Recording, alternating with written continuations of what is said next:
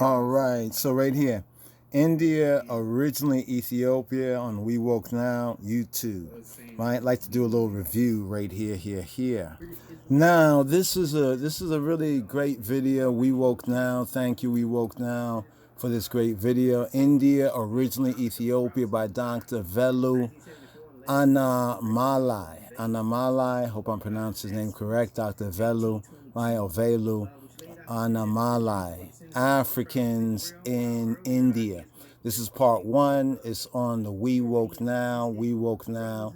Check out the We Woke Now channel, right? We Woke Now, right? Very, very interesting video. Had caught it a little bit earlier. Let's give them a hand. Definitely. Great video, great video, great video, great. Right? Great video right here. So,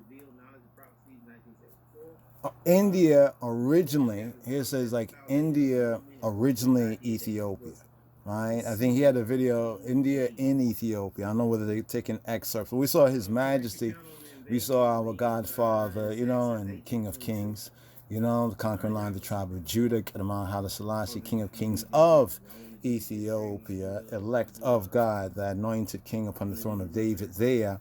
And a lot has been said about Rastafari and India, through the Jamaican Rastafarianism or Jamaican Rastaism. Yes, and we also posted a video that basically said that, well, actually the first Rasta came out of Chicago, right? Because it's a whole half of the story. So a lot of these marginalizations, and we don't get the full narrative or get things into context. And this is a very interesting video that We Woke Now posted. I like to go through it in some detail. He asked, what do we think? So this is our kind of reaction to it right here, right? So the first thing we want to do is share with our audience, this particular video. I think I did hear about some of his research. Maybe didn't know it was him. I think it was the first time I saw him, Dr. Velu, Anamalai, in his speaking that there were two places or two sets of people that were called Ethiopians, right? Ethiopians. Now, we have pointed to the pre or the African Shemitic origin, right? Likely, we say possible, likely, because this is all part of theory and presenting, evidence and research. You know what I mean? Our evidence research, we think, is very strong to the fact that when the so-called Greeks, ventured to certain places, whether it was the Ethiopia of East Africa or those parts of Ethiopia that was in India, right? That they actually came across like Tobia,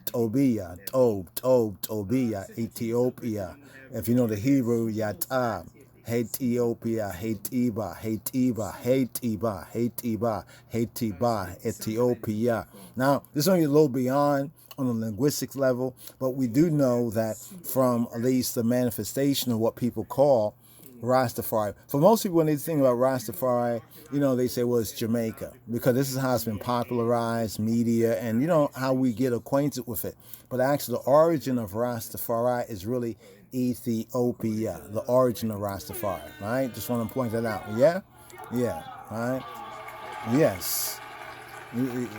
Give it a hand, hand it, But we hand it to them on this one right here. So, to get into this one right here, we want to share our first comment, because there's a lot that has been kind of skewed by, the Jamaican Rasta and the ganja and the marijuana and the dreadlocks and the sadhus, and people make these sort of kind of connections, and sometimes they forget that things like, marijuana is a plant, and even that has been found in many places, even those here in Black America. And it's not to promote it in that sense. We're not Rastafari that believes in that sense that, everybody that's holy and that everybody should smoke it.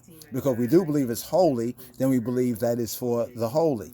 And there's a holy use. There's a use, there's a purpose of it. So some things we don't ascribe to, although culturally in the movement, when Peter Ty said, legalize it, I will advertise it. If that was done then, as it's today with the legalization, that could have shifted the economy and there could have been more, controls on it, because that was something that, the Rastafari at that time had a different perspective. But the whole point that there's a whole big India connection, right, with Ethiopia, and how Dr. Velo, or Dr. V, if he won't mind, I'll call him Dr. V, how he brings it out and the facts that he presents and what We Woke Now has presented in this part one. And we definitely look forward to more. Actually going to look around and see if we can find the full of Dr. V's, his presentation, right? But his presentation was very interesting. It's a short video, right? We got into it. We hope that you'll get into it as well. But let's just show some of our other exhibits right here, just for a moment. Okay, and so now this is a very important point, right? This is a very important point, right?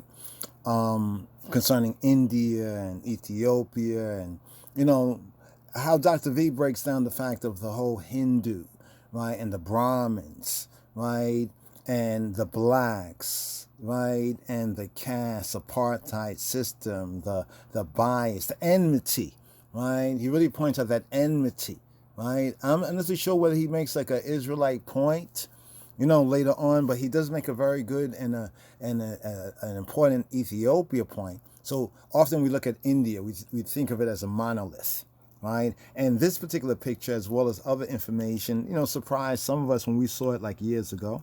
We have right here, right? We have right here the Rastafari, the man-child.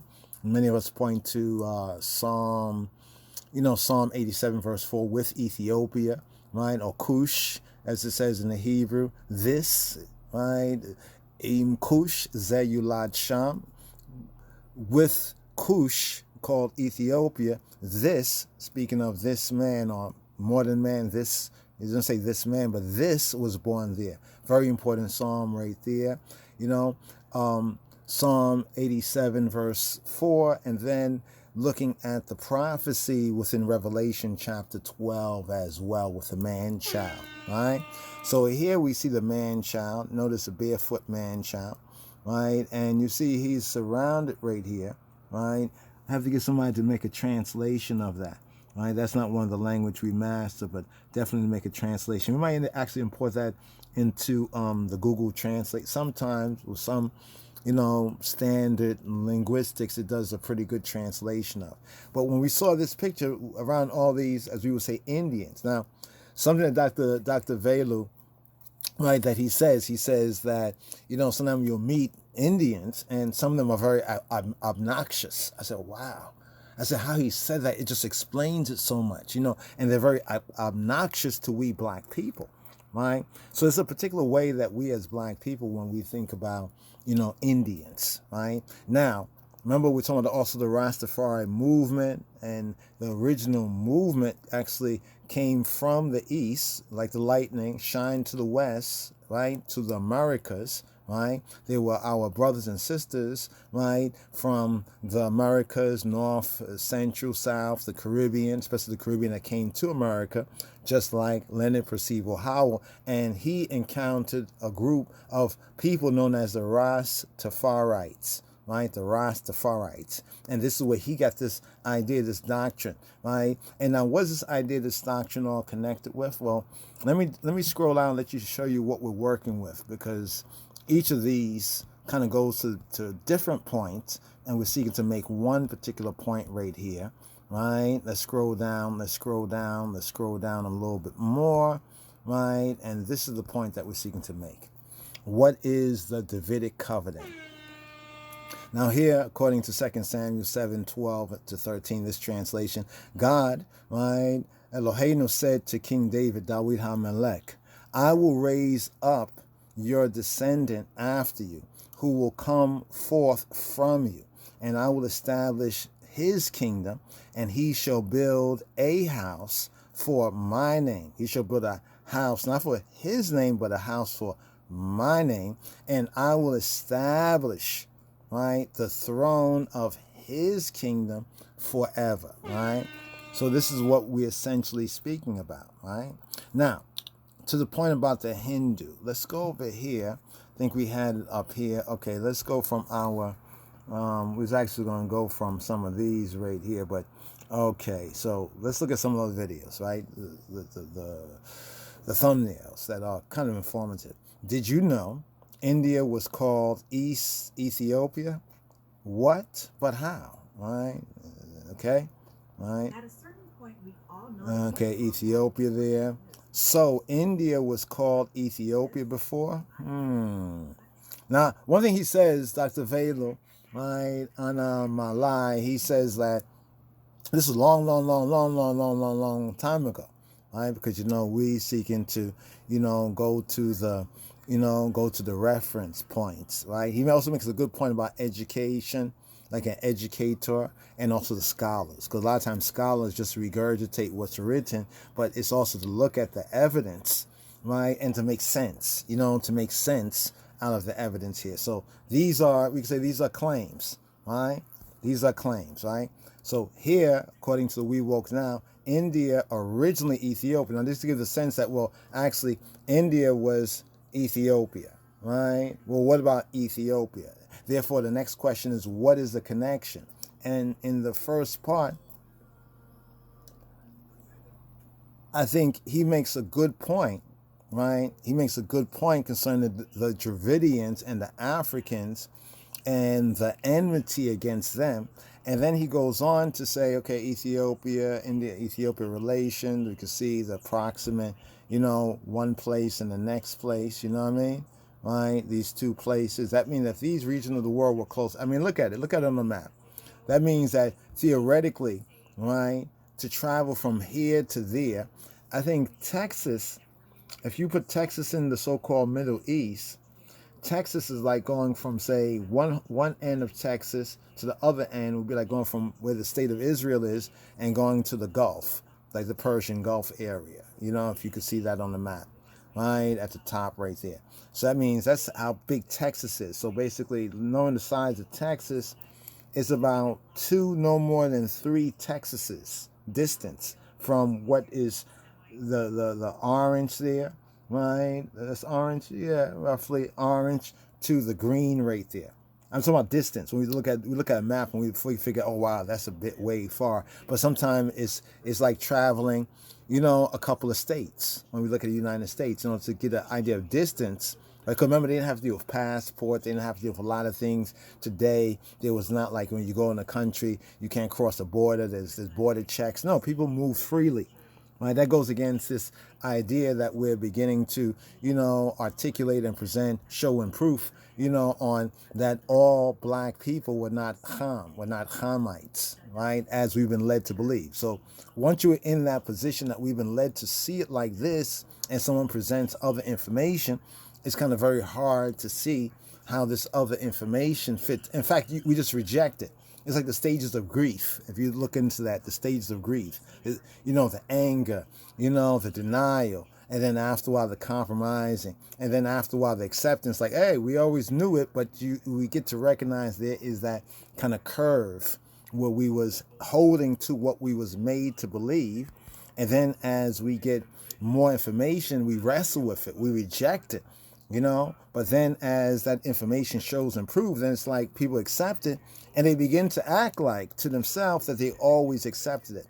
Now, he also speaks about the Hindu thing, because ones have been, a few ones, family and others, have been asking, oh, hey, you Rastafari, and, some of our family, being born again and really good and seeking that purity of faith has questioned, what's this Hindu thing about?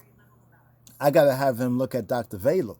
Right, in Dr. Velo's video, right, he basically points out how this name, was superimposed. Even how we get the river Sindh and then the Hind okay, here's where we have to point out something. So here, there are those who maybe they're coming from the Hindu or the Indian perspective, or they have Indian or they admire it, so they're pushing the Hinduism of it. But it's understanding, how do we get this term? Not all Indians are Hindus. right? You know what I'm saying? Like, not all Africans, what we call quote unquote Africa as a continent, but not all continental Africans, right, are Ham or Hamites. Let me say that again. Not all Hamites or Ham, those who they say were Hamite, from this racist table of nations ideology. That some people think this is what the Bible is saying, but it's not what the Bible is saying. Nowhere in the Bible, right, does it say Hamite, Shemite, or Japhetite. People say these things. But you see, once we begin to say it and we believe, well, this is what, this explains it, even though it doesn't, even though it lies, it goes against the plain narrative, we begin to accept it as true. Even like this, Hindu influences, and notice how they write the name. That's not the name, Rastafari. The R-A-I at the end is totally false. It's not Rastafari or Rasta for me, right? It is Rastafari. And see, that's an Ethiopian term. See, Rasta, when you abbreviate it, Rasta, that does have a connotation in Hindu, but it has nothing to do with the man who, some might say the movement or this way, is ascribed or associated. He wasn't Rasta. He was Ras, which is a title for head or prince, Teferi, which is transliterated as Tafari, right? Or Tafari with an I, not the AI. So we see a lot of little, little funky stuff going on here, right? So notice down here, you see right here, when it say, you see what it says in Rastafari, right? Rasta. Now Ras, Tafari together, right? Ras, head, Tafari. So this is referring to those who are of it. The first Rastafari, right, was from Ethiopia. I want to say that again. Rastafari come from Ethiopia, and the first ones that looked upon this man in a biblical, prophetic, right, or a special way, right, came out of those who were in the church and the faithful, right, looking at what was going on in their world, the world, and already what they saw as signs in this particular Son of Man, in this particular man-child. Right? So, right here, they said the I and I, abbreviate I and I. I mean, we can prove this from the Hebrew. Anoki, who, right? I, he, right? Right there in the Bible. But that is getting to our point. But here, this is to make this link with India, right? But what Dr. Velo explains is how the deception, right? The deception, like all the Indians, it reminded me of how Christopher Columbus was going to find a new route to India. You remember that? That was one of the mythological stories that we was given, that Christopher Columbus was trying to find a new route to India, right? And in trying to find this new route to India, right, he went the wrong way, right? We heard a lot of theories. Some say he had the Ethiopian, as ironic as it is, some say he had the Ethiopian navigator. Maybe he wasn't Ethiopian, but they used to call black people Ethiopian. You see how things can get blurred? Right? Now things get blurred right there. Be that as it may, he ended up over here in the Western world, and when he met the people in like the Caribbean, right, who he named Indians, and then they named the whole place West Indies, right? Even though that had nothing directly to do with India, right, or Hondu, India over there. Right? Now, Dr. Velo, he quotes Herodotus, right? An ancient reference, historical. Some might debate Herodotus, so forth and so on. But he does mention two Ethiopias, right? Two Ethiopias, the one in India, right? Ethiopia, India, and Ethiopia, East Africa. Right? Just want to point that out right there. But let's go on a little bit more right there. So there's the whole influence. And then we have ones like Muta, we were talking about the guru on Haile Selassie's story, and like tying these two things together. And what's so interesting, there's many Rastas that will totally, right, fly by the teachings of His Majesty and Ethiopia teachings, and then go all the way out to India to find some justification or explication or explanation of even the name Rastafari is an Amharic word. It's not a Hindu word. And when you say Rasta, that is a false abbreviation that has become popularized, in the West and from the Jamaican Rasta movement, basically. Keep it a buck. So they're going outside. It's like this. I want to find out more about something that's English, British. But instead of me going to England, Britain, right, I'm going to go to somewhere else in the world. I'm going to go to India, okay? I'm going to go to India to prove some things about England, English history, or English personality that grew up within the context of that culture. You see how wrong and how off it is, right? So I would dare say that some of this is even being pushed. I'd like to share with you the Dr. Malaku Bayan testimony. Him and another man and a woman were sent to India to study during, I think, the time of Rastafari, before he was emperor, right, or right around that time, right, king of kings of Ethiopia, king of the other kings. So the other kings, remember, in Ethiopia, there's 80 different tribes. So when we're talking about the tribe of Judah, we're talking about particular people, right, that became the leader of leaders historically in Ethiopia, and also who are identified as Shemitic, right, as Shemitic, and from that blend the Afro-Shemitic people, similar to the Hebrew, right?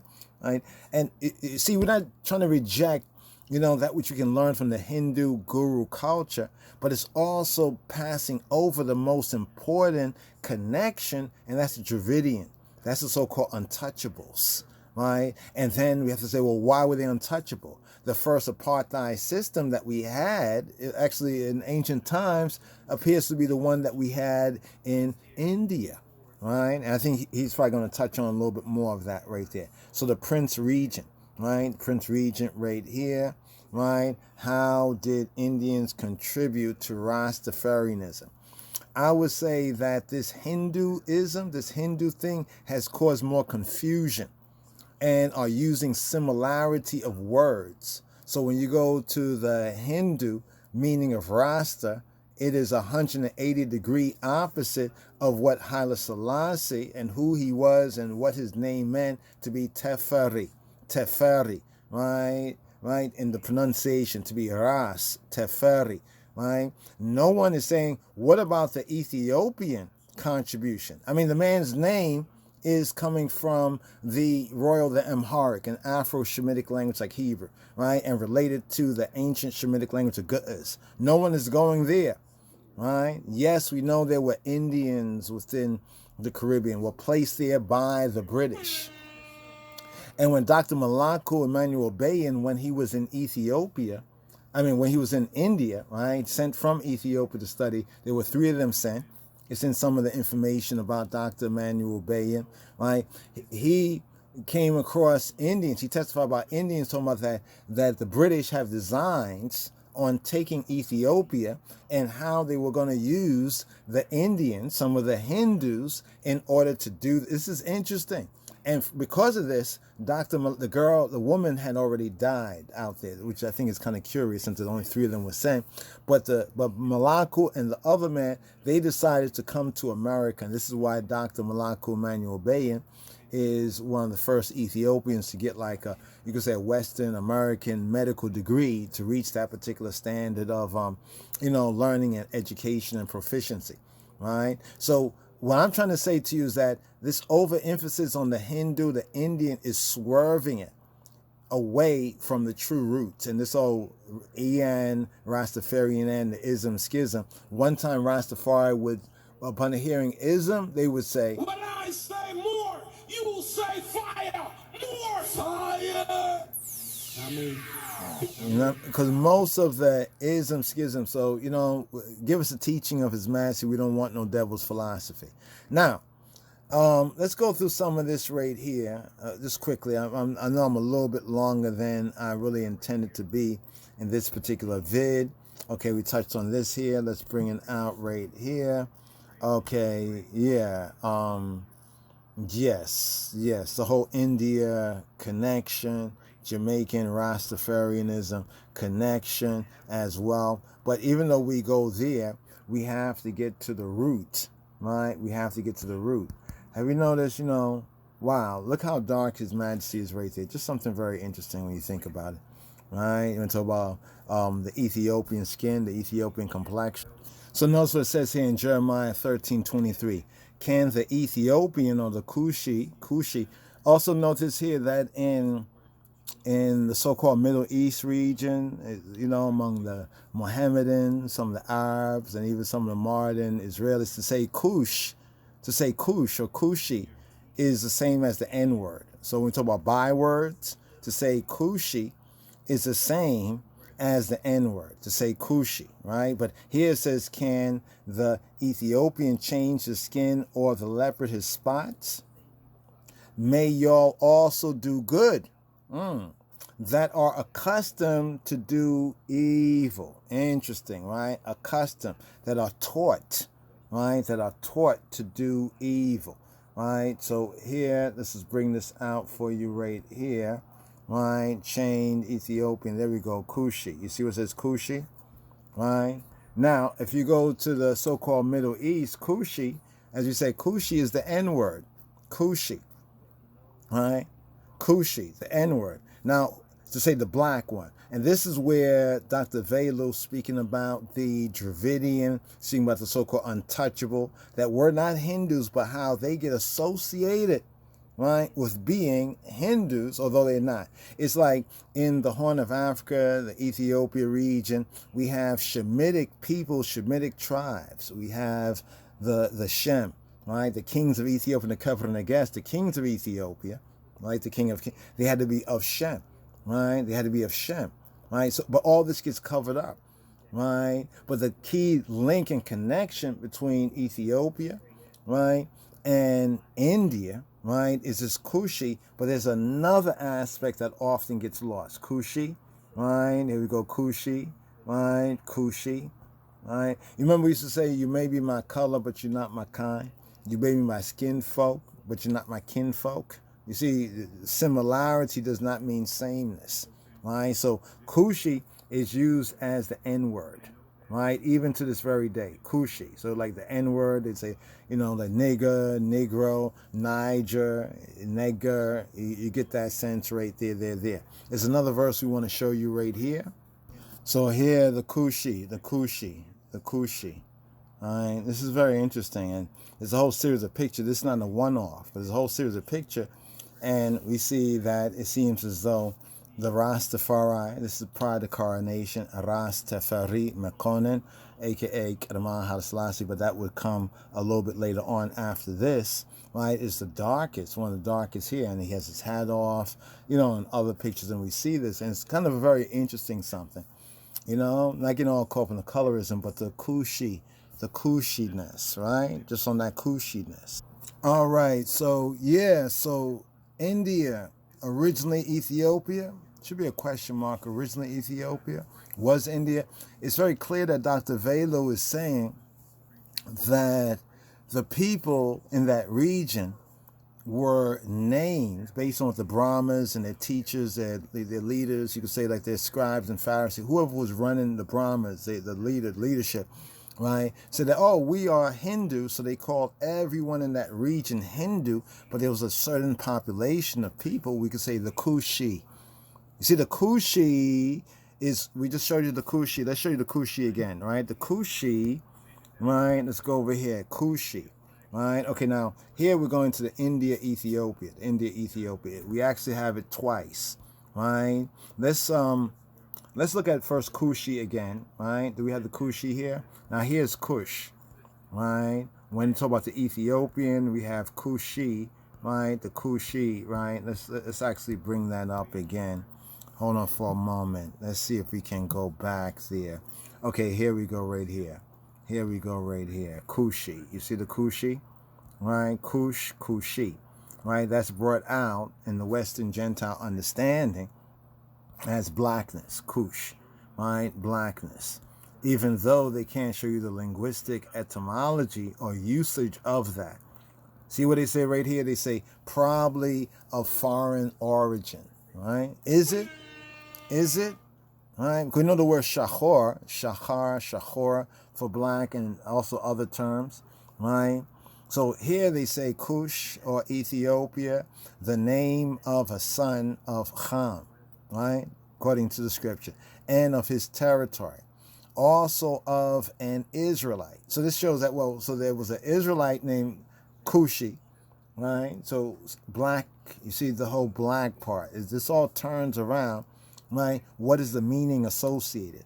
And the fact that Kushi, even today, right, in parts of the world, let's go back over here, Kushi, right? So here's Kushi.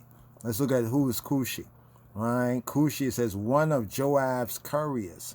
So Joab had Cushite couriers. Was he a Cushite, or was it calling him black?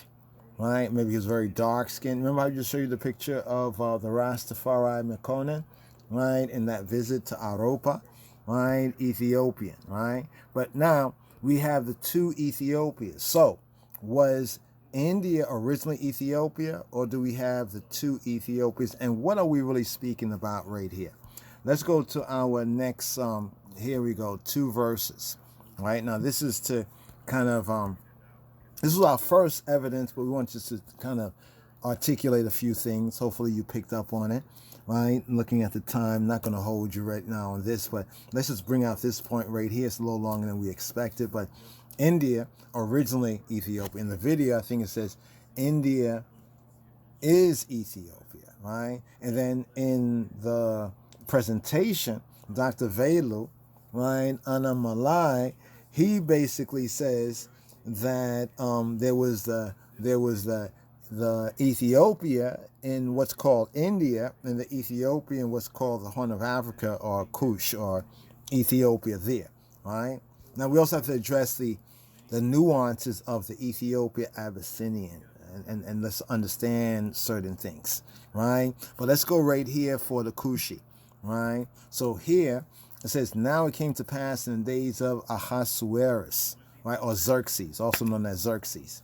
This Ahasuerus, all right, Ahashverosh. So in the Hebrew, Ahasuerus will be Ahashveros or Ahashverosh, right? Rosh. Notice that the word Rosh also means Ras, yeah? Some bring it out as BDB says, I will be silent and poor. They say the title of the king of Persia, and it says likely this was Xerxes. You all saw the movie 300. Remember in 300, they really made Xerxes wild right there. Some of the movies do a lot to damage our true, appreciation of history. But be that as it may, Ahashverosh. All right, just know who we're talking about. They say in this case, we're speaking about the one called Xerxes, right, the Persian king.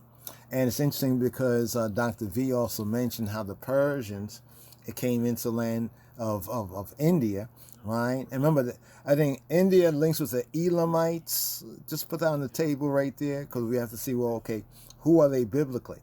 Since he brings out very well how they were called Indian from the river Sind, right? And then how the Persians can pronounce that sin, the S, so they said Hind, right? And here it says that this Ahashverosh, or Xerxes, who reigned, he ruled as king from India, you see right there, from India, even to Ethiopia.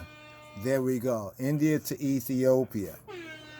And notice what it says here. It says over 107 and 20 provinces. So there were 127 Medinas, Tabakol Medina.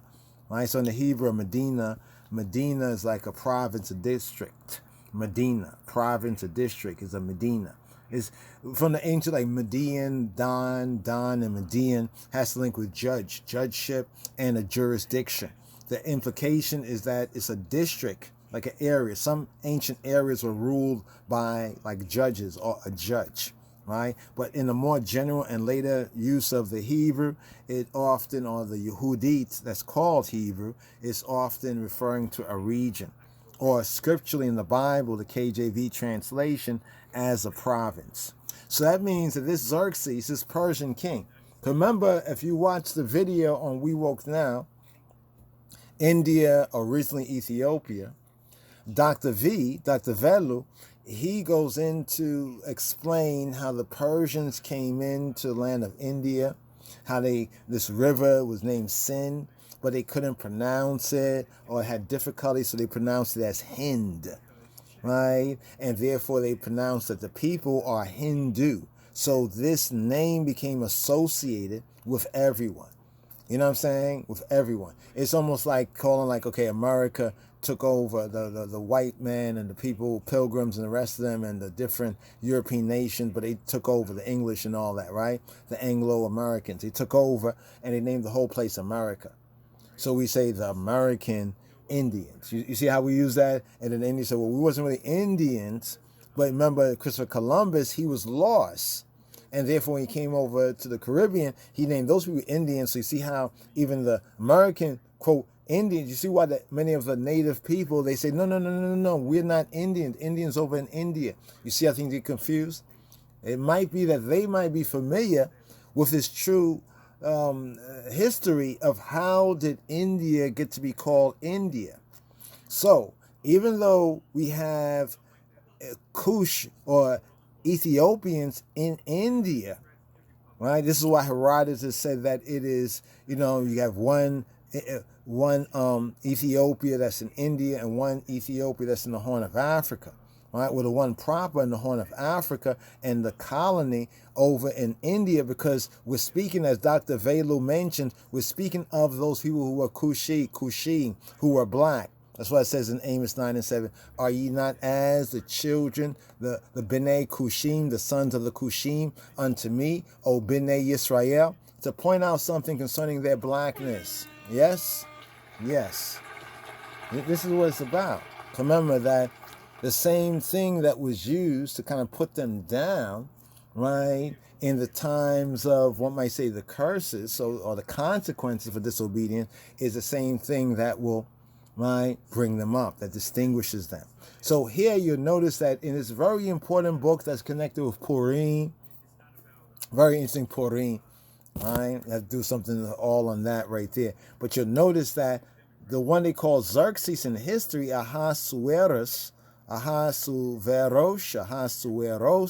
right? That he reigned from where? His rulership was over 127 Medina, right? Provinces, districts, right? And they range from India even to Ethiopia. So let's do this right here, right? As we show this right here, right? Let's go over here. Let's look at a map. Let's take, here we go, right? India-Ethiopia relations, right? Now, here we have a biblical relation, right? A biblical relation. Now, notice this. If we include what they call the ancient state of Israel,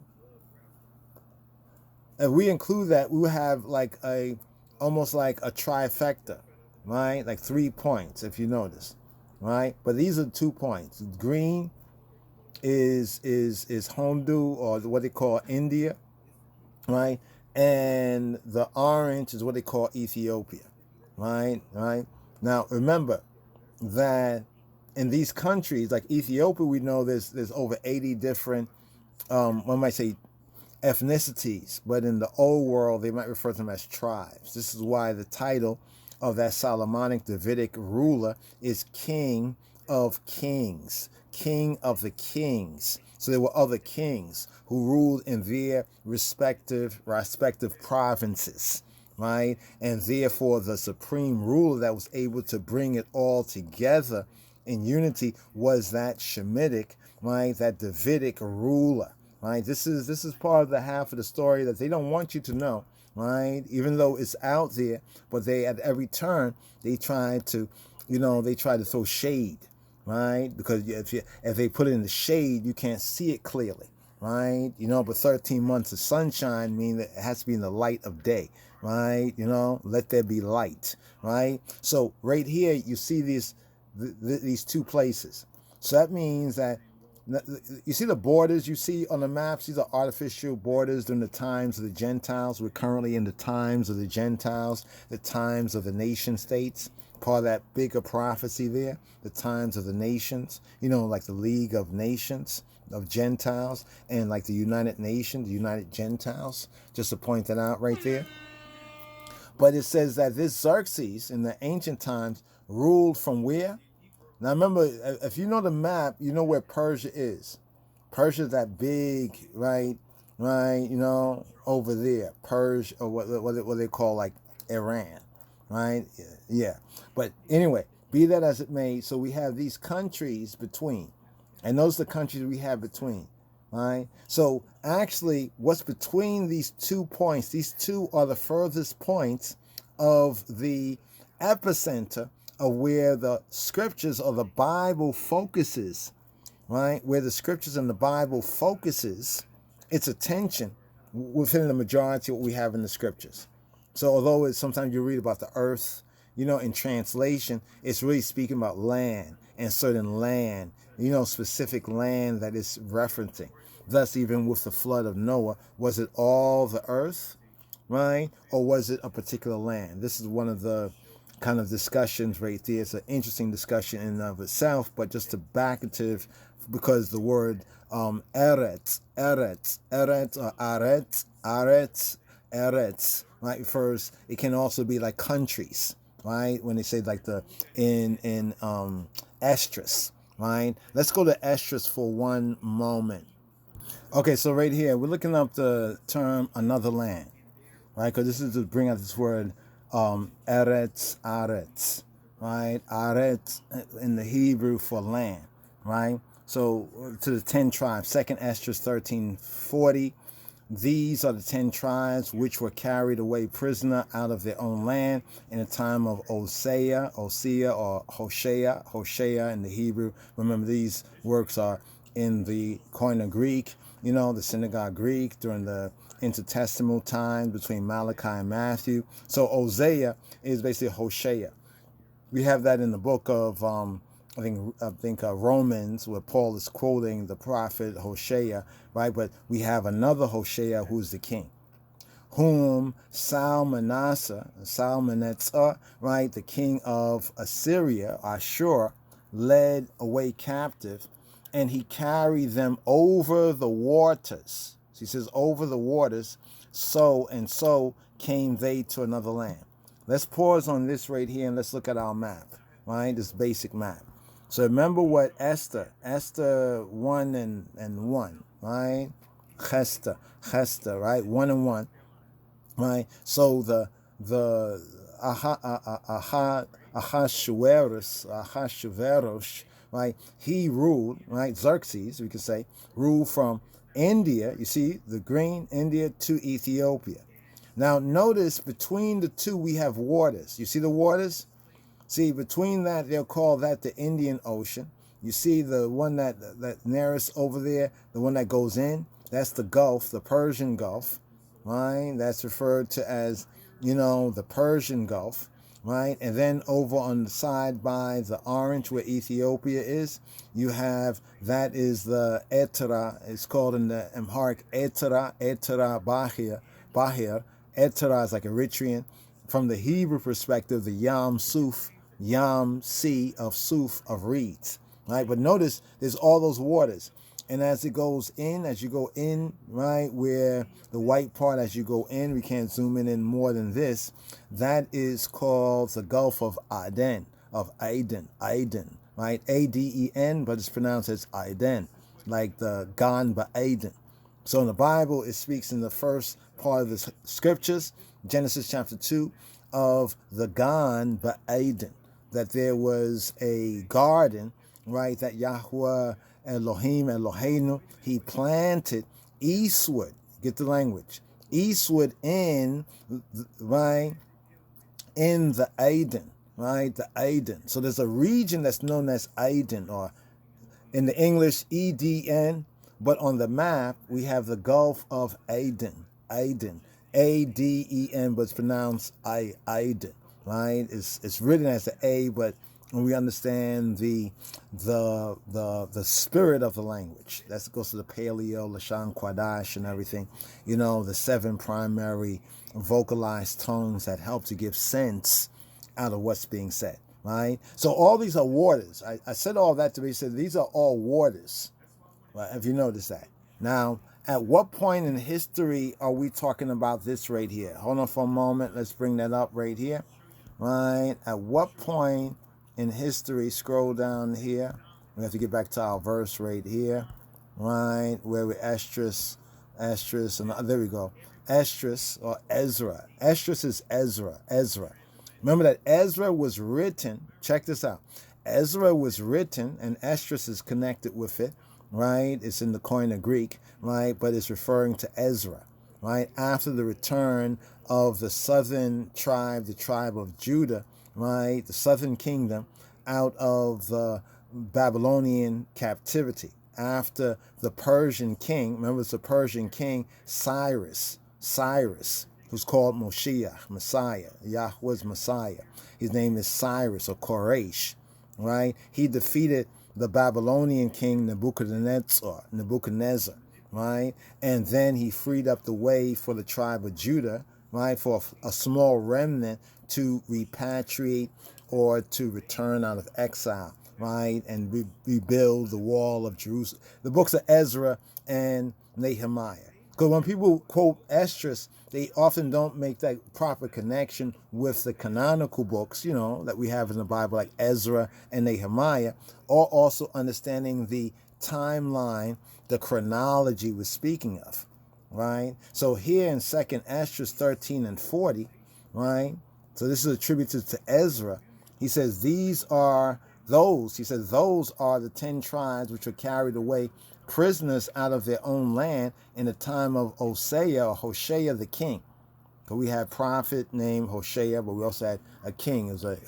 Even Joshua, before Moshe added the letter Yod, the Y, to the beginning of his name for the God aspect there, some would say, right? His name was Hoshea, right? So we have to know when they say Hoshea, O-C, which O-C or Hoshea we're speaking of.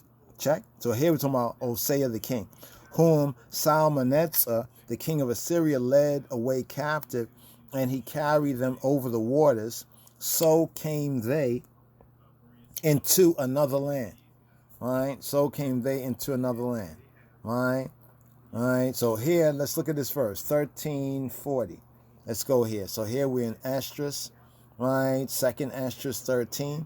Then verse 14 says, but they took counsel, right? Let me scroll over here. But they did what? They took counsel. They took this counsel among themselves. So it's saying that these 10 tribes, took counsel among themselves that they would leave the multitude of the heathen, this is say of nations, Goyim, the Hebrew, the Goyim, of the heathen, right? And go forth into a further country, right, where never mankind dwelt. Now, we can ask this, what does this mean? This is where some would say, well, this must be America. How the 10 tribes came over to America, and some of the one West, Israelites, the 70 AD and the one Westerners, this is part of their idea as well. But let's go on. Verse 42, that they might keep their statutes. Now, notice it says that they might keep which statutes? Their statutes. Remember, we're talking about the 10 tribes, the northern 10 tribes, 9.5, 10 tribes. Right? It doesn't say, so they may keep Yahweh's statutes. Right? It says that they might keep their statutes. See, and the whole problem of going into captivity was that they was breaking the agreement, the contractual agreement called berit, called covenant. But here it says, let's just assume that they're keeping Yahweh's statutes, though it says their statutes, right? What does Yahweh say? He says, as, right, high as the heavens above the earth, so is my way above your way, my thought above your thought, right? But it says, which they never kept in their own land. So they were going to keep their own statutes that they never kept in their own land. Just some questions here on this particular verse. The bad thing about some of these verses, we're doing some research, we've come across some excerpts, but we're looking for this either in the Greek or Hebrew. Most likely it won't be in the Hebrew unless it's been kind of like reverse engineered, so to speak, right? But at least even in the Koine Greek, right? And they entered, right? Because if we can speak English, then we can basically understand the Greek for our studies. Just want to point that out, right? And they entered into, right, Euphrates by the narrow places of the river, right? They entered into Euphrates. Now, if we look at this map over here, can you notice the Euphrates? I wish I could zoom in on this over here. Okay, I don't have a pointer right there to point it. Euphrates. Okay, if you come from the green, right, and you move towards the left hand of the screen, like if you come from the green, you see what the green is, and you move along the waters, right, and you move into that inside, you see where it goes in, you see where it goes in, you see where it goes in right there, and then you go all the way up the part that goes in, right, and then you see there's two lines right there, like that's the part that would be called the Euphrates, right? That's the part that would be called Euphrates. Now, here it's connecting what happened to the 10 tribes because Assyria is on this part of it, right? So what we're doing here is we're looking at these dispersions, right? And then goes on and it says, for, right, the Most High, or Elyon, for Elyon, then shewed signs for them, right? And held still the flood till they were passed over. So here we're getting in 2nd Esdras chapter 13:44 a kind of a sort of an exodus, like Red Sea, right? You know, a kind of a Red Sea idea as the waters they walked on dry ground, you know, on the waters, you know, the two walls of water. We get something similar here in verse 44, 2nd Esdras 13:44, for Elyon then shewed signs, right, for them, and held still the flood till they were passed over. So here we're getting the idea that these are not part of this population here. So the verse that we have that we are speaking from Esther is the southern kingdom. Here's what's so very interesting is that the southern kingdom is down here and the northern kingdom is up there. Apologies, I only have this one map. I can't really like kind of point it out right here, but we'll definitely get better maps and, you know, to kind of point out where, if you're not familiar, we should be familiar with looking at these maps, right? You know, after a while, it's just, you know, it's just like pattern recognition, right? But be that as it may, we are talking about the northern, so-called, and the lower. But here's our main part that we went all the way here, right? For through that country, through what country? That country. Let's scroll over here. It doesn't tell us, it doesn't name the country. Notice the country is not named. But it says, through that country, there was a great way to go. Through that country, namely of a year and a half. And then it says, and the same region is called Arsaret. Now we link this with Aret, right? Artsot. You know, we really think that this is a kind of a Koine Greek kind of corruption. You know, a Koine Greek corruption, right, of Artsot. Artsot is plural of Aretz. Aretz is land. Artsot is like lands, right? So it says the same region, right? So this country that they're, according to the plain understanding, the same country that there was a great way to go, namely of a year and a half, and it says the same region is called Arsaret, right? Right. So this is where some people say Arsaret. There's different schools of thought. Some copying like British Israelism is saying, well, they went through, you know, like all those countries, like going to the Far East, and then they eventually went over the Bering Straits, and then they eventually came over to what we call America. That's theory one. The other very interesting is that the Ars Aret, right? Because it doesn't really tell us what direction that they are coming in and they are going in, right? It doesn't really say. Nowhere says and they went to the east. It just says that they passed over the Euphrates, right? Now, if they passed over the Euphrates, right, depends on where they were, right? Because remember, the Euphrates, I don't know if you can see on this map, is the two rivers. There's the two rivers right over there, right? I know we should probably just go and just look it up, but we'll get back. This was our main point, but it's important to understand the information that we're getting in the scripture, right? Not just to regurgitate it, but to read it, to study it, right? And to make sense out of it, right? You know, make sense out of it, right? So right here, that's on the lands, the country right there. Second asterisk. Let's go over here. Return to our main point, right? Now it came to pass in the days of Ahasuerus, right? Xerxes that reigned from India. So let's look at India. So India in the Hebrew is called Hodu. India in the Hebrew is called Hodu. Hodu is very interesting in Hebrew because Hodu is a way of saying give thanks, right? To give thanks. Like you are Hodu la Yahweh, right? Kitob, like give thanks y'all to Yahweh for good, right? But here, Hodu, they say either means flee away or give y'all thanks. You follow what we're saying, right? Now, this is not to contradict what Dr.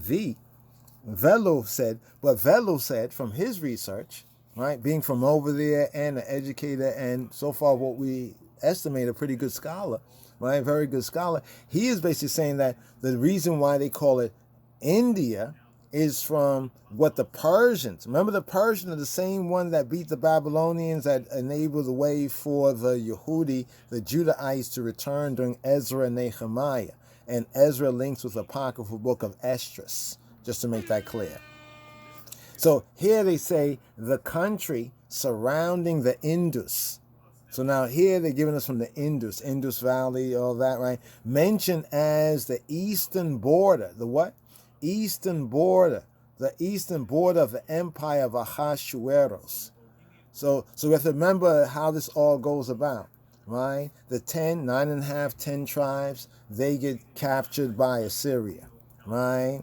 But then the Assyria and the Babylonian connection too. So we have to understand these are like ancient superpowers, right? You talk about America, talk about, Russia, talk about like England, talk about the EU, you know what I'm saying? Talk about China, the BRICS nations, you see what I'm saying? Just so we can understand, this is the context. If you really want to understand what the scripture is saying, sometimes you have to get into this level of study and research because it helps to explain itself. If we avoid it, we might have, frivolous and false ideas.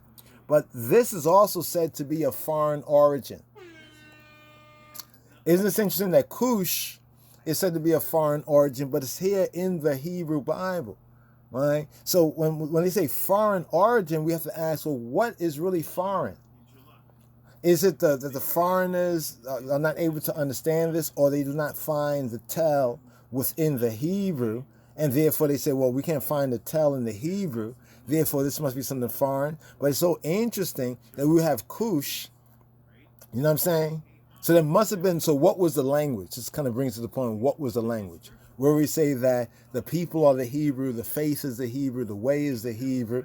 We can say the roots and cultures of the people of the faith of that way, right? And therefore they must have also had their language. But scripturally speaking, we don't get in the Old Testament, in the Tanakh, or the Hebrew part of the scripture, we get the language we define as Yehudit, right? Like as the Judean language, just to make that clear.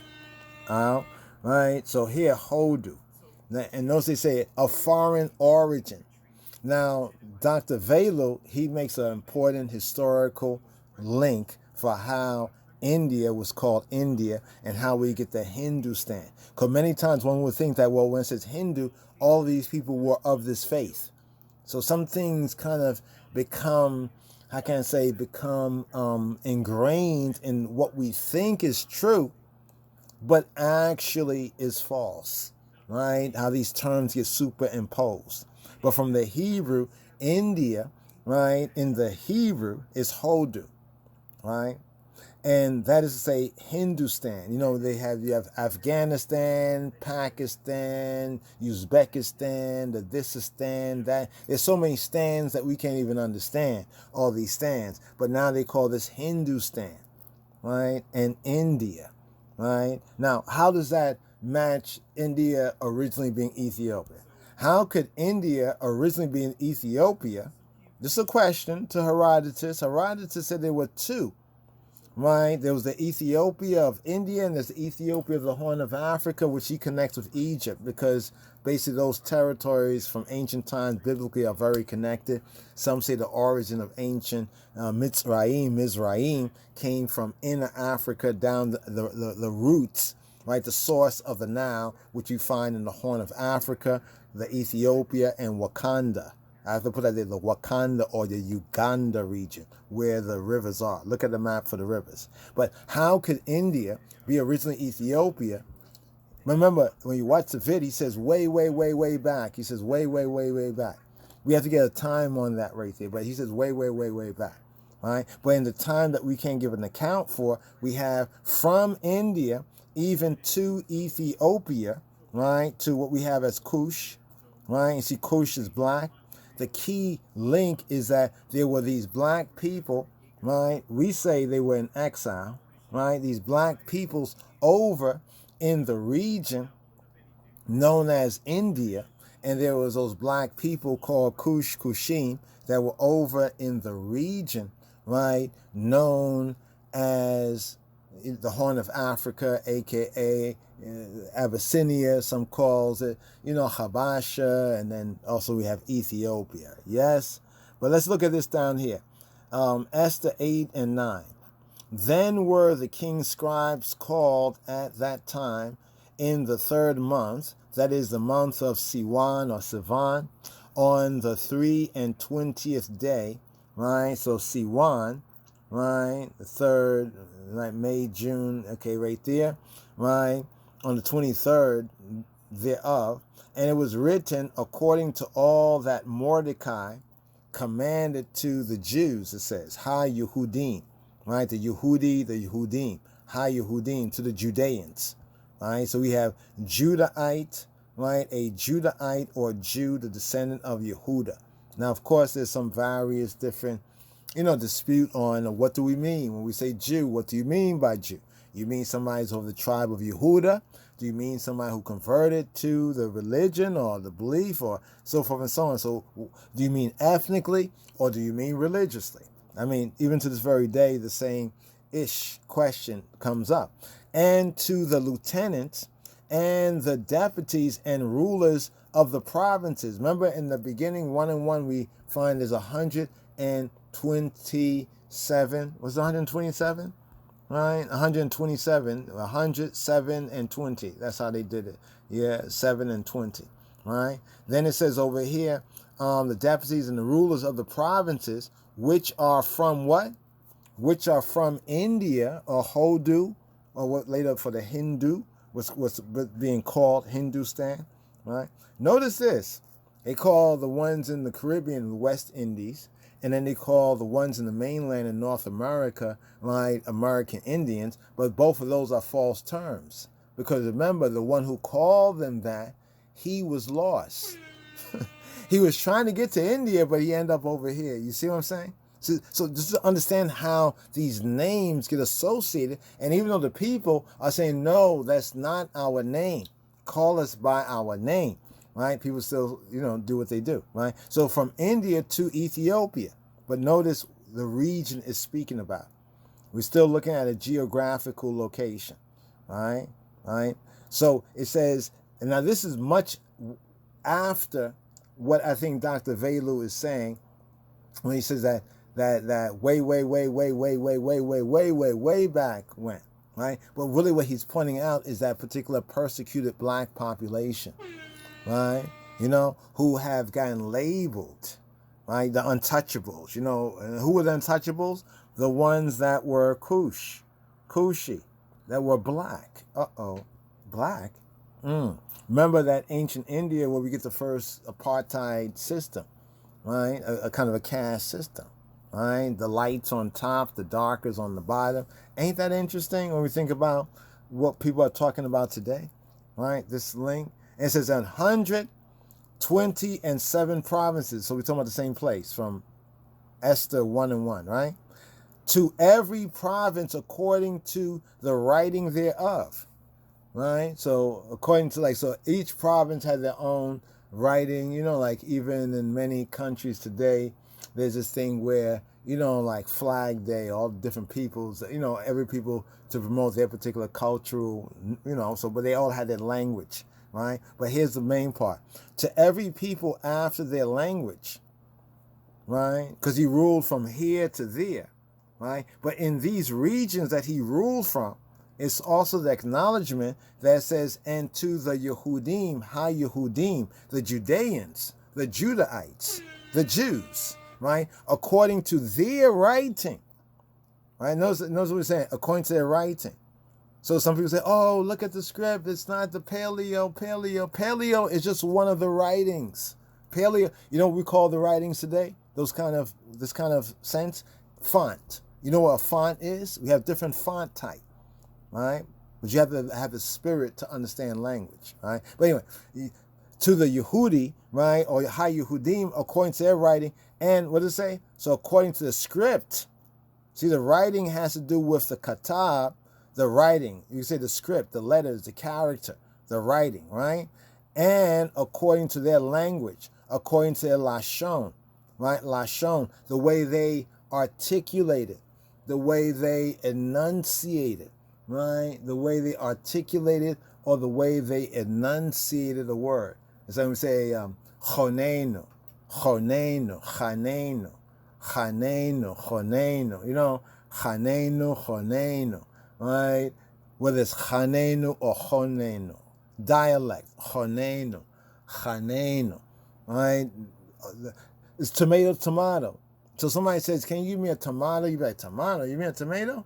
And they're like, yeah, tomato. And why you say tomato? Well, that's my language. Are you going to give it to them or not? Do you not understand what they are asking you? Why don't you say now you're going to be a language dictator? But anyway, according to the language, the main point here is that from India to Ethiopia, there were all these different peoples. But even in these regions, there's a clear testament, even here in Esther, that there were Yehudi, Judeans, Judahites, therefore we can say those of Israel, right, Israel, right, from the region of India, right, from the region of India, as you can see the green right there, to the region of Ethiopia.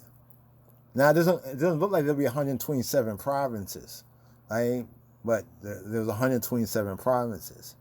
That's an interesting in that region. You see that region right there? So if you know where Israel is, right, when it said the state of Israel and the ancient Israel was, and the people going southward, the tribe of Judah went southward. I think in 2 Kings about how they went southward, right, to bear fruit upward again, right? And the 10 tribes, 9.5, being taken by the king of Assyria in that direction, right? So we can see how, right, the people being, as Yahweh said, they'll be scattered, Hakadosh Baruch Hu Baruch Hashem, they'll be scattered through all these different countries, right? But this is why this is so important right here. And we're not going to hold you on this one right here, but here, let's just give you one more, right?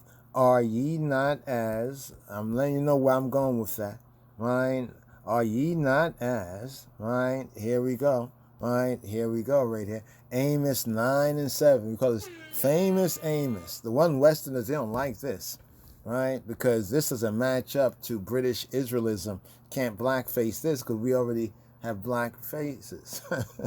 Here, Amos 9 and 7 says, right? Are you not as the children of the Ethiopians to me? The children of who? Right? B'nai Cushim. Right, so we have the Ethiopia there, Cushim.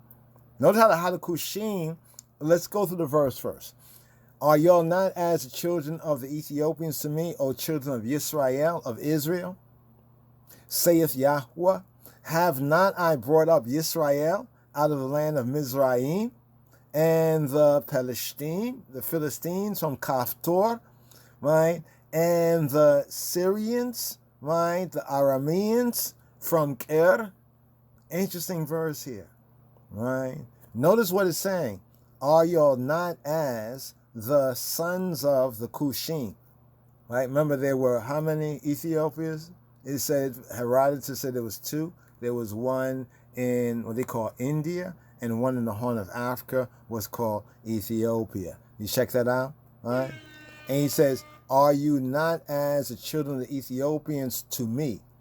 I think the most significant part of this is not even just saying Ethiopian, children of Ethiopians. That's very significant. But the part in the verse where it says to me. So Yahweh is saying, who cares what other people think about this? All right? My camp, whatever. Right? You know, it says to me. Right? And then it says, saith Yahweh. Saith who? Saith Yahweh. And there's a full stop. Actually, this is like two verses hitched up as one verse. When it says, saith the Lord, that's a verse right there. So the main part is, are you not as the B'nai Cushim? Right? And notice when we read it in the Hebrew, it's not Cushi is one, but it says Cushim. And Cushim is two. So the two Ethiopias, the Ethiopia there, the Ethiopia there, are you not like? Right? And we already know that we have remnants in the Horn of Africa that are Yehudi and Israelite, and also remnants even in Hodu, or what's called India as well. Right? O children, right? O children of Yisrael. Right? And it says, have not I brought up Israel out of the land of Egypt, the Philistines from Caphtor, right? And Assyrians from Ur. Right? What does that mean, Chabarim? First thing we have to understand is what the first part of it means. So the first part, are you not as the B'nai Cushim unto me, O B'nai Yisrael? Right? So Yisrael is singular, but he's saying, aren't you like these two, right? These two, we could say, these two diasporas, right? These two diasporas, right? There we go. There we go right there. Yes. So great, excellent documentary right here. Great, excellent, at least this first part right here. Check it out on the We Woke Now, right? They have the title, India Originally Ethiopia. We feel the need to question that. Was India originally Ethiopia? Or are we talking about two Ethiopias? Are we talking about the children of the Ethiopians, right? Are we talking about the Israelites that have been, by word, the children of the Ethiopians? Right? Here we go. Yes.